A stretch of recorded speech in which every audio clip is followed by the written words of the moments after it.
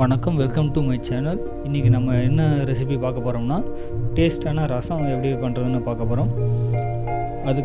அதுக்கு வந்து தேவையான பொருள்கள்லாம் பார்த்துடலாம்.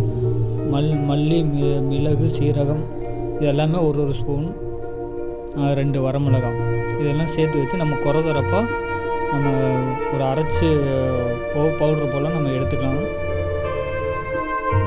இப்போ பாருங்கள், இது போல் ரொம்பவும் ஃபைன் பவுடராக இல்லாமல் கொரகொரப்பாக இது போல் நம்ம மிக்சியில் அடித்து எடுத்துக்கலாம். இது தேவையான புளி ஊறிடுச்சு. இதை வந்து நம்ம நல்ல புளி கரைசல் வந்து தனியாக நம்ம கரைச்சி எடுத்துக்கலாம். புளி தனியாக நம்ம கரைச்சி எடுத்துக்கிட்டாச்சு. இப்போ பாருங்கள், புளி கரைசல் ரெடி. இது கூட நம்ம ஒரு தக்காளி நல்லா பழுத்த தக்காளியை போட்டு புளி கரைசலோடய நல்லா பிசைஞ்சு புளிஞ்சு கரைசல் கரைச்சிடணும்.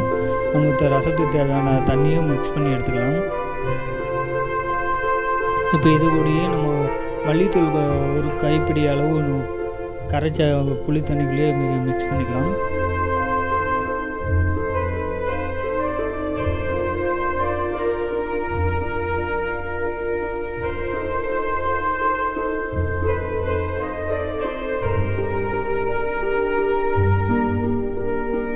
அதன் பிறகு இப்போ நம்ம கொரகொரப்பு அரைச்சி வச்சோம்னா மசாலா பொடி, அதை வந்து இந்த கரைச்சி வச்ச புளி கரைசலுக்குள்ளேயே நம்ம போட்டு மிக்ஸ் பண்ணிக்கலாம்.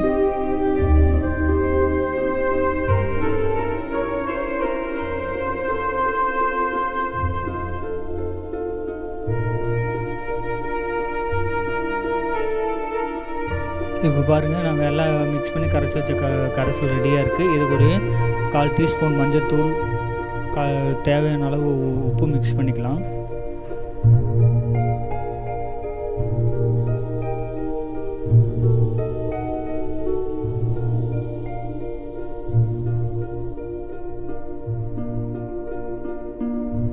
ஒரு கடாய் எடுத்து கடாயில் 2 ஸ்பூன் ஆயில் விட்டுக்கலாம்.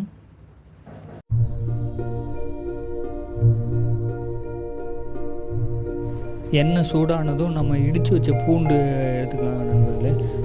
பூண்டை வந்து எப்போவுமே இடித்து போட்டிங்கன்னா டேஸ்ட்டு நல்லாயிருக்கும். ஒரு 10 பல்லு பூண்டு வந்து நான் இடித்து எடுத்துக்கிட்டேன். அதை எண்ணெயில் போட்டேன்.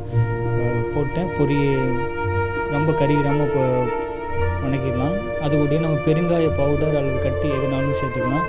போட்டு மிக்ஸ் பண்ணி நல்லா வணக்கிக்கலாம் ஃப்ரெண்ட்ஸ்.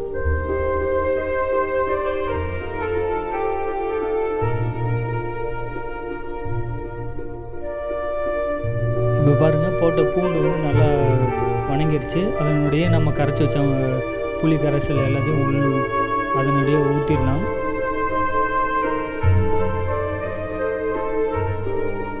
இப்போ பாருங்கள், ரசம் வந்து லைட்டாக சூடானதும் 1/2 கைப்பிடி மல்லித்தலை, நல்லா பொடிசான கட் பண்ண மல்லித்தலை வந்து உள்ளே போட்டு தட்டு வச்சு ஒரு 5 நிமிஷம் மூடி வச்சுருந்தோம். கொதிக்கக்கூடாது. லைட்டாக கொதிக்கிற ஸ்டேஜ் வரும்போது நம்ம ஸ்டவ் ஆஃப் பண்ணி இறக்கிடலாம். இது போல் செஞ்சு பாருங்கள். டேஸ்டான ரசம் நீங்கள் செஞ்சு பார்த்து சொல்லுங்கள் நண்பர்களே எப்படி இருக்குன்னு.